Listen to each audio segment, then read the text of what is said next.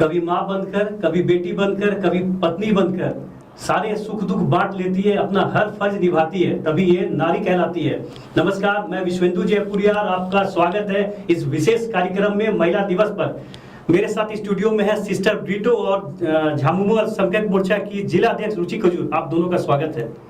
सबसे पहले सिस्टर जानना चाहेंगे कि आपने समाज सेवा के क्षेत्र में काफी बड़ा काम किया है। हजारीबाग में HIV बच्चों के लिए आप काम कर रही हैं, तो महिला दिवस के अवसर पर काफी इम्पोर्टेंट हो जाता है कि कोई महिला इतना बढ़िया काम कर रही है, तो उसके बारे में विस्तार से हमें बताएं कि ये सफर कैसे शुरू हुआ। 1989 में हम तो पहले बार HIV एड्स के बारे में सुना। जो HIV एड्स बारे में हम सुने तब तो हम यही सुना था उनको जेल में डाला गया था, क्योंकि बाहर जाके लोगों को ये बीमारी न फैले। उसको सुनने के बाद मेरे दिल में ख़राब से लगने लगा, क्योंकि किसको मिलने नहीं देते हैं। खान पान भी जो बहुत सारा भाव करते थे, वो खाना फेंक के देते थे। वो सब पेपर में आना शुरू किया। हम पेपर में पढ़ने, न्यूज़ में ऐसे पढ़ते समय हमको बहुत दुख लगा। तो उसके बाद में मैं हमारा प्रभु यीशु से प्रार्थना करते, प्रभु हमको उधर में डाल दे, क्योंकि हम उनके लिए सेवा करें, क्योंकि वो भी मानव जाति है। हम लोग हर एक जन मानव जाति, गलती किसी से भी हो जाता है। तो ऐसे करके फिर उसमें क्योंकि उस समय में हजारीबाग में जो हम लोगों का जो प्रोविंशियल हाउस है, क्योंकि लीडरशिप में तो हम तो एक लीडरशिप में एक अंग थे, तो हम तुरंत हमको नहीं आ पाए। तो फिर उसको उसी में करने के बाद 2005 हम तो ये HIV एड्स पर काम करने शुरू हो गया। तो जैसे शुरुआत में शुरू की बहुत कठिनाई हुई, क्योंकि हमको शुरुआत में अभी तक मालूम है, याद है वो घर अभी तक हमको याद है, क्योंकि घर में हम गए थे, हम लोग 2 सिस्टर लोग गए थे। और उधर में जो काम करने वाला हम लोग होली क्रॉस का नहीं है, दूसरा NGO कोई साथ में थे। उन्होंने बताया घर में HIV पॉजिटिव 2 लोग हैं। तो घर में गया तो दरवाज़ा ऐसे ही बंद कर दिया, एकदम गाली करने गया, बहुत सारा गाली दिए। आप क्या देखने आए हैं, क्या को देखने आए बोल के। हम उसको दिल का दुख समझ सकते थे, क्योंकि उसका दोनों बेटे HIV से पीड़ित थे, 2 बेटे मर गए, तो बहू लोग थे। क्योंकि इसे हम देख के बहू देखने मांग रहे थे, हमको हम लोग से बात करने चाहते थे, उसके फादर लोग हमको कुछ करने नहीं दिए। तो हम लोग लौट के आ गए, दूसरे घर में गए तो उधर में दवा खा रहे। उन दिनों में हजारीबाग में दवा उपलब्ध नहीं था, वो जाते थे बॉम्बे से लाके खाते थे। तो ऐसे मेरा जर्नी उधर ही शुरू है, उनको देखते हुए कि बहुत सारा स्टिग्मा है, डिस्क्रिमिनेशन है, कोई उसके साथ मिलता नहीं। इतना तक गाँव में पानी पर लेने नहीं देते थे। उसके बाद मैं अवेयरनेस कैंपेन शुरू हो गया, उनके साथ हम लोग मिलके पूरा गांव घूमे। पहले शुरुआत हम लोग किया था विष्णुगढ़ में, हमारा सारे जिला में, उधर में सबसे ज़्यादा केसेस आता था। उधर शुरू करते फिर पूरा नेटवर्क हम लोग, फिर धीरे धीरे नेटवर्क भी शुरू हो गया। तो उसके बाद पूरा हजारीबाग जिला पूरा हम कवर कर दिए। उसके बाद हम लोग गिरिडीह जिला में भी किए। फिर हम लोग फिर गए छतरा जिला में भी गए, उधर में गए, और कोडरमा जिला, तो 4-5 जिले और रामगढ़ जिले वो पूरा हम लोग कवर कर लिए। उसके बाद फिर हम देखे इन लोगों की स्थिति थोड़ा अच्छा होने लगा। फिर हम तो जैसे झारखंड एड्स कंट्रोल सोसाइटी में गए, तब तो उधर में हम लोगों को इन लोगों को दवा भी शुरुआत नहीं किए थे सर, उसके खरीदना पड़ता था किसी को, और किसी को जो BPL कार्ड है उनका दवा फ्री देता था, और दूसरा कहीं। उसके बाद फिर झारखंड एड्स कंट्रोल सोसाइटी में उन लोग दवा चालू किए। उसके बाद बहुत सारा राहत हुआ। और विनय चौबे जो IAS ऑफिसर DC थे, उन्होंने बहुत मदद किया, क्योंकि हम लोग ये पेशेंटों को लेके जाना था हमको रांची दवा के लिए। उन्होंने गाड़ी अरेंज कर दी है, क्या कि इनको कुछ पैसा नहीं देना है। और जैसे पेशेंटों का नंबर बढ़ते गए, उन्होंने मिनी बस अरेंज कर दिए। तो महीना में 1 बार, महीना में 2 बार, जैसे संख्या बढ़ते गए, उन्होंने बहुत मदद किया, अभी तक मदद करते आ रहा है। उसके बाद फिर उनको कुछ शुरू होने के बाद फिर हम गांव घूमते थे।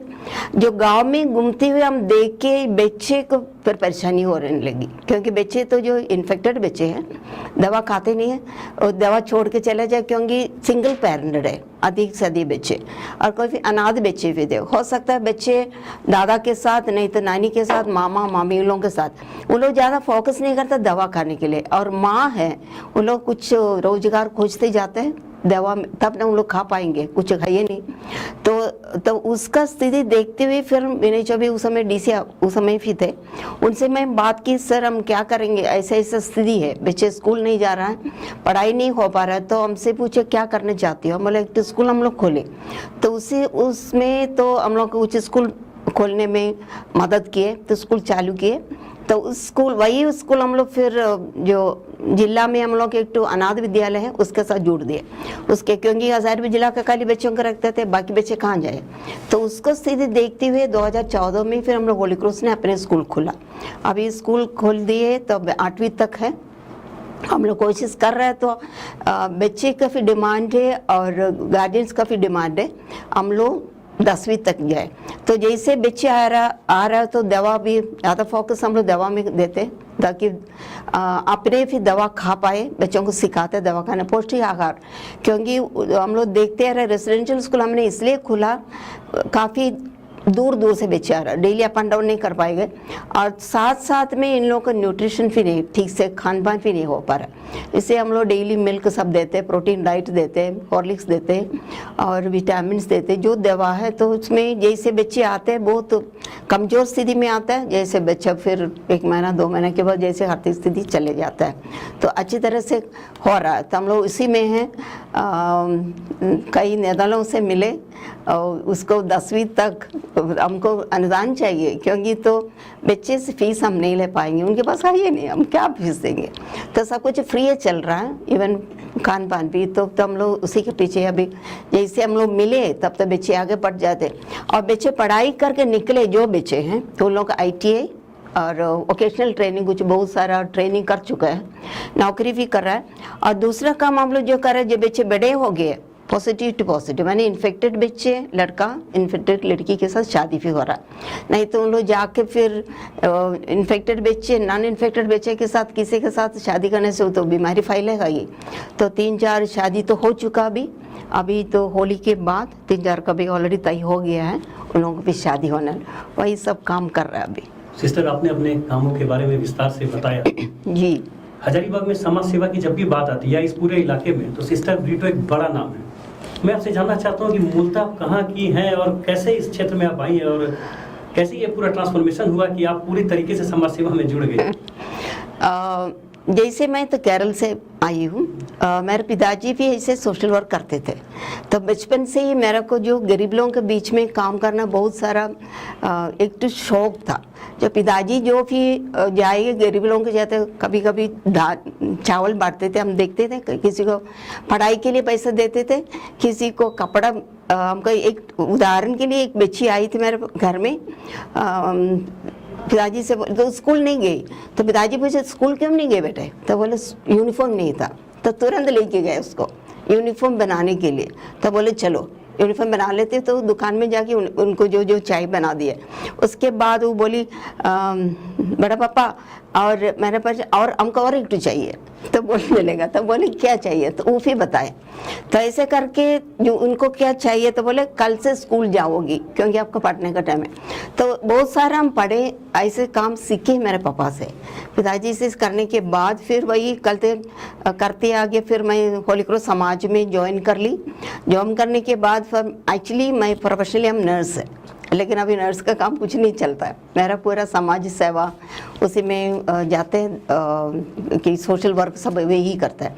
अब फिलहाल में मेरे भाई भी बोले तुम तो पूरा दुनिया में ऐसे ही करते रहती हो, बोल के बताते हैं, क्योंकि मेरे घर में उन लोग सब बाकी भाई लोग भी वही करता है। मतलब ये से प्रोफेसर एक जन, यूनिवर्सिटी का प्रोफेसर एक जन, और एक जन बैंक मैनेजर है। तो भी उन लोगों से जितना हो सकता है उन लोग भी मदद करते हैं, तो क्योंकि तो हमारे परिवार में है सर।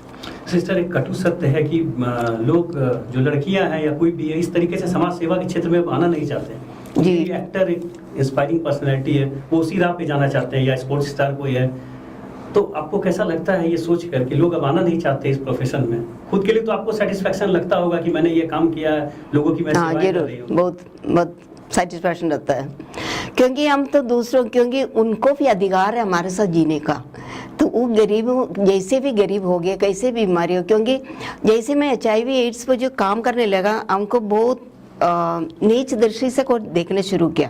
इतना था कि मेरे घर वाले भी मेरे विरोध में, मैं नहीं बोलूँगी विरोध में किया, लेकिन उन लोगों को बोलना है तुम अभी इसमें मत जाओ। मेरा विशेष करके सिस्टर इन लॉज, बहू लोग जो घर में आया उन लोग कुछ बोलने लगे।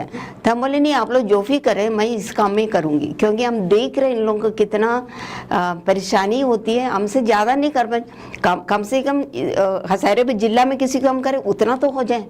ऐसा करके मदद करने शुरू किए।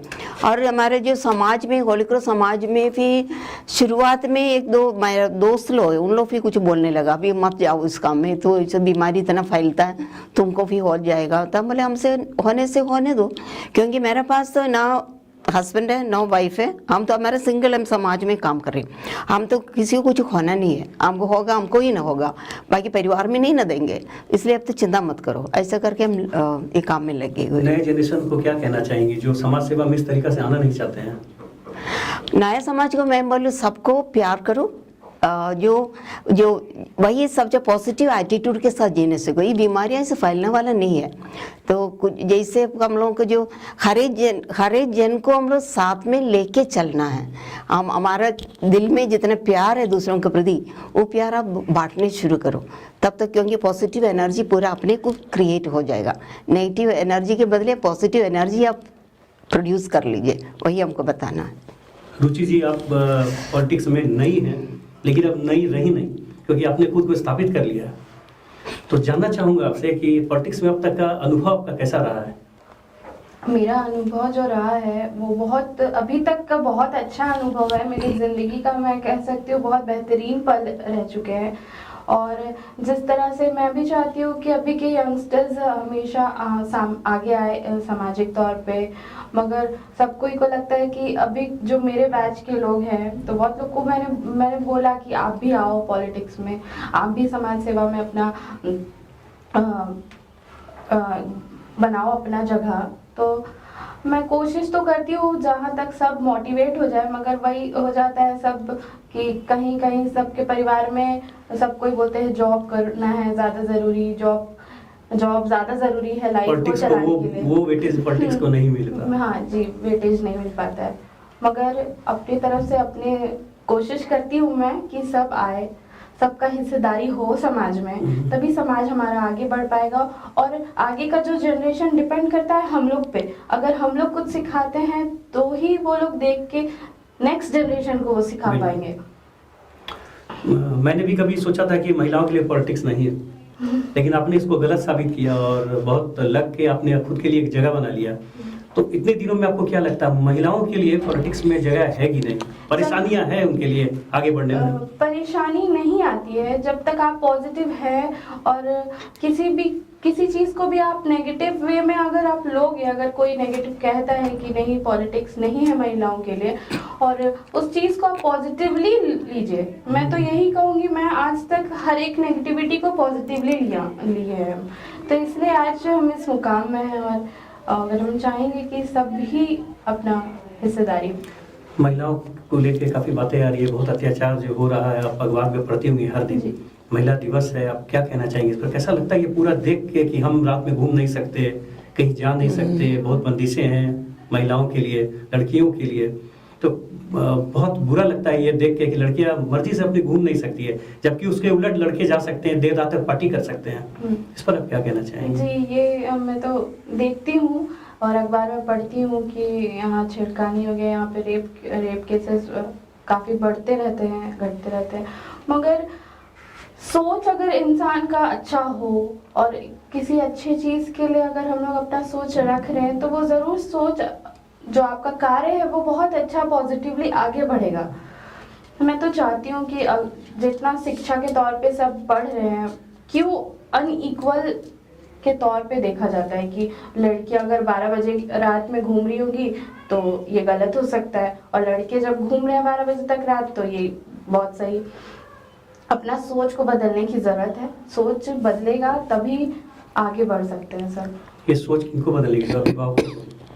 सभी को क्योंकि शुरुआत तो वहीं से हो रहा है, घर से ही आप बोल दे रहे जी हैं। जी शुरुआत तो घर से ही हो रही है। हाँ जी, सभी को बदलने की जरूरत है। चाहे हम लोग के पहले जनरेशन को बदलने की जरूरत है, हमको बदलने की जरूरत है, और आने वाले जनरेशन को बदलने की जरूरत है। तभी ये अब माता पिता को भी समझाना चाहिए कि लड़कियां हमेशा इक्वल हैं आपके। लड़कियां कोई अदर प्लैनेट से नहीं आई हैं, यहीं पैदा हुई है। जिस तरीके से आप पैदा हुए हैं उसी तरीके से लड़कियां भी पैदा हुई है। तो ये जो डिफरेंसेस जो है ना, लड़का एंड लड़की के बीच में डिफरेंसेस मानसिकता तौर पे उसमें बदलाव भी। हाँ स्टार्ट कर देते हैं कि नहीं ये लड़की, जैसे एक एग्जांपल, छोटा मैं एग्जांपल देना चाहूंगी कि जैसे लड़के रोते नहीं हैं, कहते हैं कि लड़के के आंख में आंसू नहीं आते। ऐसा क्या? सबके अंदर इमोशंस भावनाएं हैं तो आंसू तो भावनाएं हैं और निकलेंगी, वो आंसू तो गलत है। निकलेगी। वो लोग पहले ही मेंटली लड़कों को ऐसे बना देते हैं कि नहीं आप लड़के हैं, आपको रोना नहीं है, और लड़कियां चाहे जितना भी रो ले उसको चुप कराने के लिए कोई नहीं आता है। तो ये जो मेंटालिटी है ना, ये सबसे पहले हटाना चाहिए हम लोग को। तो आप पॉलिटिक्स में हैं, एक्टिव पॉलिटिक्स में हैं और काफ़ी एक्टिव भी रहती हैं पॉलिटिक्स में। आप लड़कियों के लिए क्या करना चाहती हैं, कहाँ तक जाना चाहती हैं? रुचि कुजूर शुरुआत अभी हुआ है पॉलिटिक्स में, वो कहाँ तक जाना चाहती है और क्या करना चाहती है हजारीबाग के लिए, यहाँ की लड़कियों के लिए? मैं हजारीबाग को उस तरीके से देखती हूँ जैसे ये मेरा पूरा हजारीबाग गांव है, मेरा ही खुद का है घर कह सकते हैं। तो मैं चाहूँगी शिक्षा के क्षेत्र में भी आगे बढ़े, और सामाजिक तौर पे जो घटना होती है वो कम हो जाए, और सामाजिक अपना जो हम सब अपना कंट्रीब्यूशन दे, छोटा ही कंट्रीब्यूशन क्यों ना हो, वो बहुत बड़ा ही साबित हो जाता है। और मैं चाहूँगी पूरा झारखंड, पूरा इंडिया हमारा जो 8 मार्च को हम लोग महिला दिवस मनाते हैं, उस तरीके से हमेशा आदर करें महिलाओं का। जिस तरह का बहुत महिला झेलती हैं अलग अलग तौर पे, कभी गालियाँ मिलती है महिलाओं को, कभी नीचा दिखाया जाता है, तो ये सब थोड़ा कम हो। मैं तो चाहूँगी पर्सनली, मैं अगर इस क्षेत्र में अगर मैं कहूँ कि हाँ मुझे ये सब खत्म करना है, तो मैं वो भी एक मोर्चा खड़ा कर दूंगी कि हाँ ये जो महिला के तरफ जो बुरे सोच है वो चीज़ को बदलने की जरूरत है। सिस्टर, आपने काफी लंबा काम किया है जी। समाज सेवा के क्षेत्र में, जी। कभी ऐसा आपको फील हुआ कि लोग महिलाओं के साथ गलत व्यवहार करते हैं या काम करने में दिक्कत आता है इस क्षेत्र में? पर्सनली मेरे को नहीं हुआ है। अब मैं जैसे बाहर में जाती हूँ, कभी बहुत देर करके भी आती है, तो फिर मैं कभी अकेले भी आती हूँ गाड़ी में, तो ऑफकोर्स हमारा गाड़ी अपना व्हीकल, छोटा व्हीकल है, तो उसमें आने जाने सब करते, कुछ दिक्कत अभी तक हुआ नहीं है। तो काफ़ी लोग मेरे को रिमार्क भी है, you are an iron lady, ऐसे बोलते हैं, डरते नहीं, कहीं निकल जाते हो। लेकिन HIV के साथ काम करने से हो सकता है उन लोग सोचते होंगे ऐसा काम करती है, इसलिए भी हमको कुछ अभी तक हमको कुछ परेशानी नहीं हुई। सिस्टर, 2000 से आप काम कर रही हैं? 2005 से। 2000 में HIV का केसेस आना शुरू हुआ था विष्णुगढ़ में और झारखंड में रिपोर्ट हुआ था जी। 2000 और 2021 कितना कमी आया है और कितने जागरूकता है ये लोगों में से? जागरूकता काफ़ी आ गया, क्योंकि हम लोग तो जैसे मैं बताई HIV एड्स से जो एक नेटवर्क है, नेटवर्क हम लोग फॉर्म किया है, उसमें वो तो रजिस्टर्ड बॉडी है, तो हम लोग उन लोग पूरा झारखंड के लिए काम कर रहा है, क्योंकि स्टेट लेवल नेटवर्क है, डिस्ट्रिक्ट वाइज नेटवर्क है, और उन लोग उसमें काफ़ी लोगों को जानकारी देते हैं। अभी सरकार की तरफ से काफ़ी हम लोग, तो जैसे विनय चौबे जी ने उन्होंने शुरू किया, क्योंकि हम पूरा तारीफ उसी को दे दूंगी, पूरा क्रेडिट उसको दे दूंगी, क्योंकि जैसे मैं उसके पहले जो DC थे उनसे मैं बात की, मैम इन लोगों से कुछ नहीं कर पाते, आप कुछ सोशल वेलफेयर से कुछ फंड दिया सकता है, तो बोले नहीं बोले थे। लेकिन जैसे विनय चौबे जी अपने खुद बोले हम उनको दे देंगे, तो अभी उन लोगों को 1000 रुपीज़ पर मंथ मिलता है, जितना भी है। और जब भी कुछ जो आते हैं, कभी सर हमको बताते हैं अभी ये स्कीम कुछ निकला है, आप दे सकते हैं, आप कुछ मांग उनके लिए कुछ अप्लाई कर सकते। उदाहरण के लिए जो सोशल सिक्योरिटी स्कीम मिलता है, अभी बच्चों के लिए कुछ निकला है, क्योंकि स्कॉलरशिप मिलता है बच्चों को, जो नेटिव बच्चे, नहीं तो इन्फेक्टेड बच्चों के लिए स्कॉलरशिप का अलावा इसको भी मिलता है।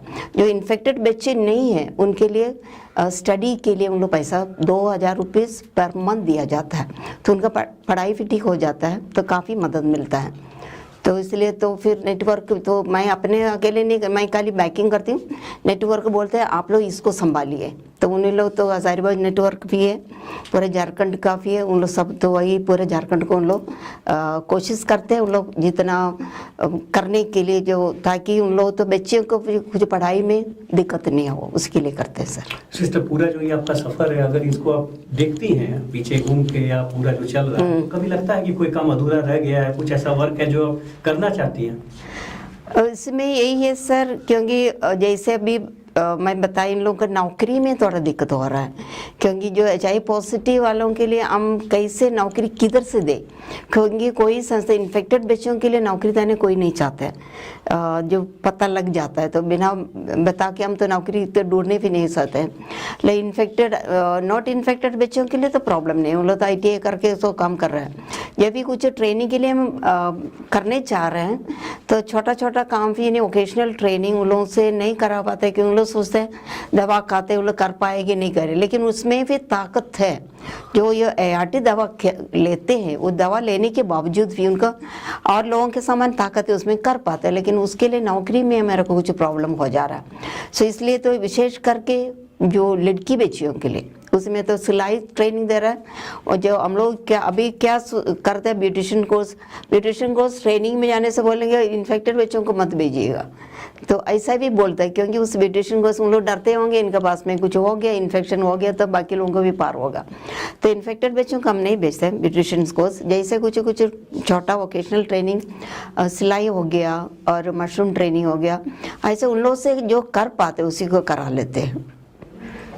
आपको इसमें मदद रुचि जी से मिल सकती है। रुचि जी, आपसे जानना चाहेंगे, सिस्टर जो बता रही है, क्या आप इस बातों को सरकार तक लेके जाएंगी? जी ज़रूर, मैं चाहूँगी। अब जो अभी भी आप देख सकते हैं समाज में हम लोग का अनटचेबिलिटी बहुत है एकदम। जैसे जैसे सिस्टर कह रही है कि बच्चों को इन्फेक्टेड है तो हम अपने क्लास में आने बंद कर देंगे, या ऑफिस एग्जाम्पल में अगर कोई ऑफिस में भी चला गया, हमको लगता है उनको समाज से अलग ही देखा जाएगा, तो ये चीज नहीं होना चाहिए। तो हम लोग को अपने आप में बदलाव है। अब आप इतना पढ़ लिख के भी आप अनपढ़ जैसे कर रहे हैं, तो फिर ये चीज तो आप में ही नेगेटिव पॉइंट है। ये जरूरी है समाज के लोगों को सरकार तक लेके जाएंगी इनकी बातों को? जरूर मैं लेके जाऊंगी। रुचि जी, आप पॉलिटिक्स में हैं और लड़कियां पॉलिटिक्स में बहुत कम हैं। हजारीबाग में मुझे नहीं लगता है कि नई लड़कियां पॉलिटिक्स में जिस उम्र में आप आई हैं, मैंने बहुत देखा नहीं आज तक किसी को भी। तो कैसा लगता है जब आप किसी प्रोग्राम में जाती हैं या कहीं बड़े प्रोग्राम पे, देखा रांची में भी शामिल होती हैं, तो उस वक्त कैसा आपको लगता है ये, या आपको कैसा वहाँ पे ट्रीटमेंट मिलता है? मैं कहीं भी प्रोग्राम में जाती हूँ, मुझे वही रेस्पेक्ट लोग देते हैं, और मैं चाहती हूँ कि जो रेस्पेक्ट हम मुझे दे रहे हैं वो सबको मिले। मतलब बहुत कहीं होता है कि दबाने की कोशिश होती है लड़कियों को, मगर मैं अभी तक ये फील नहीं मुझे हुआ है अभी तक, क्योंकि मेरे तरफ से हमेशा पॉजिटिव ही रहे। मेरे तरफ जो भी प्रोग्राम रहा या कोई भी फंक्शंस रहते हैं वो हमेशा पॉजिटिव ही रहते हैं। तो अभी तक मैं मतलब राजनीति में आपको अभी तक राजनीति दिखी नहीं कि कोई लेग पुलिंग कर रहा है कि ये आगे बढ़ रही है तो उसको आगे बढ़ने नहीं दो? कहीं होते हैं, मगर वो मैनेज हो जाता है। कहाँ लेग पुलिंग नहीं है, होते ही हैं, लगभग छोटे तौर पे होते हैं, मगर सब मैनेज है। अब क्योंकि सबके माइंड सेट हो ही गए हैं कि नहीं, लड़कियां भी आ रही है, उनको भी जगह देने की जरूरत है, तो मानसिकता कभी। आपके पेरेंट्स का क्या रिएक्शन था जब आपने कहा कि मैं पॉलिटिक्स ज्वाइन करूंगी? मेरे पेरेंट्स पहले बोले कि बेटा जॉब करो, उसके बाद तुम ये सब करते रहना। तो फैमिली की तरफ से तो स्टार्टिंग में सपोर्ट नहीं मिला, मगर फिर देखे कि नहीं है कर रही है तो चलो हम लोग सपोर्ट में हैं, अब तुम आगे बढ़ो, हम लोग पीछे हैं। जनरली जो भी परिवार है भारत में वो ऐसे ही रिएक्शन देते हैं लड़कियों को पॉलिटिक्स में जाने के नाम पर। तो आप लड़कियों को क्या मैसेज देना चाहेंगी? मैं यही कहूंगी कि जो आपको अच्छा लगता है उस क्षेत्र में आप आगे बढ़ जाइए, क्योंकि आपके पास जो टैलेंट है उस हिसाब से अगर आप आगे बढ़ेंगे तो आप ज्यादा नाम कमाएंगे। बहुत बहुत धन्यवाद कि आप दोनों स्टूडियो में आई और इस सार्थक चर्चा में भाग लिया। तो अगली बार फिर किसी नए अतिथि के साथ मिलता हूँ। धन्यवाद। Thank you.